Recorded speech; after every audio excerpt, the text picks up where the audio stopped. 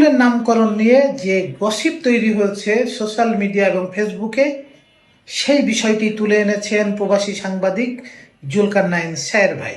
সরকারের প্রভাবশালী মন্ত্রী তিনি। ইতিমধ্যে শুরু হয়েছে নানা সমালোচনা। অভিযোগ উঠেছে তিনি নাকি পরিবারের সদস্যদের নামে ইউনিয়নের নামকরণ করছেন। কিন্তু সেই সমালোচনার কমতে না কমতে আরও একটি অভিযোগ এসে হাজির হয়েছে গণমাধ্যমের কল্যাণে এবং সোশ্যাল মিডিয়ায় ভাইরাল মুহূর্তে। সেটি হচ্ছে তিনি নাকি একই উপজেলার আরেকটি স্কুল তার নিজের নামে নামকরণ করার প্রস্তাবনা দিয়েছেন। এটি কি আসলেই কাকতালীয়, নাকি এর পিছনে আছে কোনো ষড়যন্ত্র?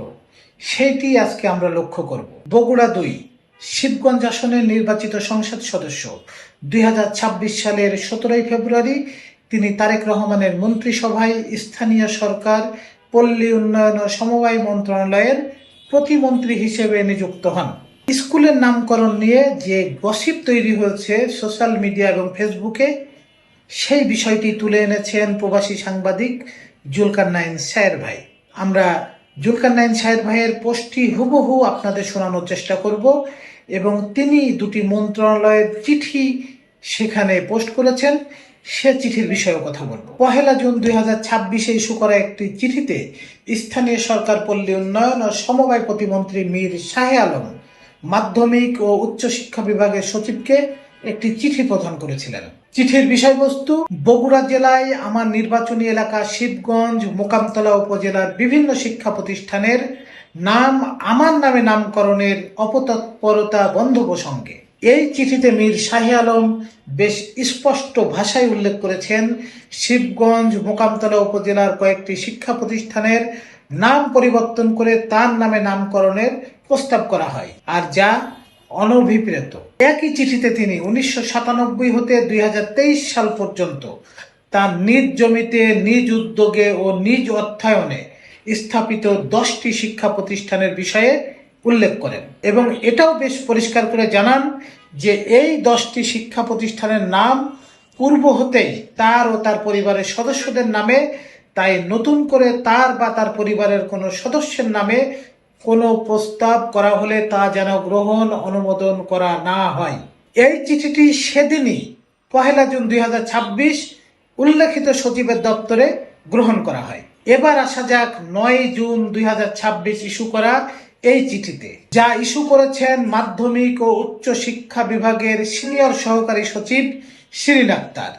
এই চিঠিতে সহকারী সচিব শিবগঞ্জ পাইলট বালিকা উচ্চ বিদ্যালয়ের নাম পরিবর্তন করে শিবগঞ্জ মীর শাহে আলম পাইলট বালিকা উচ্চ বিদ্যালয় করার প্রস্তাব করেছেন এবং এটাও উল্লেখ করেছেন এটি নামকরণের নাকি প্রস্তাব পাওয়া গেছে। প্রশ্ন: যেখানে মন্ত্রী নিজে চিঠি দিয়ে ১ জুন সচিবের কাছে জানিয়েছেন যে তার পরিবারের নামে বিভিন্ন মানুষ অপতৎপরতা চালাচ্ছে, যে তার পরিবার সংশ্লিষ্ট কারো নাম দিয়ে স্কুলের নাম দেওয়ার, কিন্তু এরকম একটি পরিষ্কার চিঠি দেওয়ার পর ৯ তারিখে কিভাবে আরেকটি চিঠি সচিব উল্লেখ করেন যে এখানে নামকরণের নাকি প্রস্তাব পাওয়া গেছে? এই চিঠিটির কপি দেওয়া হয় মাধ্যমিক ও উচ্চশিক্ষা বিভাগের সচিবের একান্ত সচিব সহ আরো কয়েকটি দপ্তরে। প্রশ্ন হলো, যেখানে প্রতিমন্ত্রী শাহে আলম ১ জুন নিজেই সংশ্লিষ্ট সচিবকে চিঠি দিয়ে তার বা তার পরিবারের নামে কোনো শিক্ষা প্রতিষ্ঠানের নামকরণের অপতৎপরতা বন্ধ করতে বিশেষভাবে অনুরোধ করেছেন, সেখানে ৯ জুন ৮ দিন পর ঠিক কোন বিবেচনায় ওই সচিবের অধীনস্থ সহকারী সচিব ঠিক উল্টো কাজটি করলেন? প্রশ্ন রেখে গেলাম। এই ঘটনার সাথে সম্পর্কিত প্রতিমন্ত্রী শাহে আলম প্রধানমন্ত্রী তারেক রহমানের ঘনিষ্ঠ, আর তাই উদ্দেশ্য প্রণোদিতভাবে এ ধরনের ঘটনা স্টেজ করে কোনো বিশেষ মহল কি পক্ষান্তরে সরকারকে বিব্রত করতে চাইছে?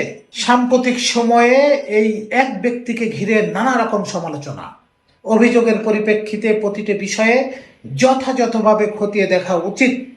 তাহলে বেশ পরিষ্কার হওয়া যাবে এই চিঠির মতো অন্যান্য ঘটনা সমূহে প্রতিমন্ত্রী মীর শাহে আলমের সম্পৃক্ততা কতটুকু, নাকি কৃত্রিমভাবে সংকট তৈরির চেষ্টা করা হচ্ছে।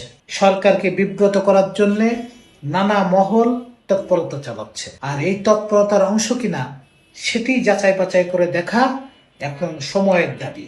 কারণ বারবার একই ব্যক্তিকে কেন্দ্র করে বিভিন্নভাবে এই নামকরণ প্রসঙ্গ নিয়ে যে সোশ্যাল হাইপ তৈরি হয়েছে, সোশ্যাল মিডিয়ার এখন টপ ভাইরাল কন্টেন্টের মধ্যে বা নামের মধ্যে প্রতিমন্ত্রী মীর শাহে আলম বর্তমান ফার্স্ট ট্রেন্ডিংয়ে। কারণ এটি একটি স্টেজ শো কিনা সেটি এখন দেখার বিষয়। আপনারাও খেয়াল করবেন। ধন্যবাদ।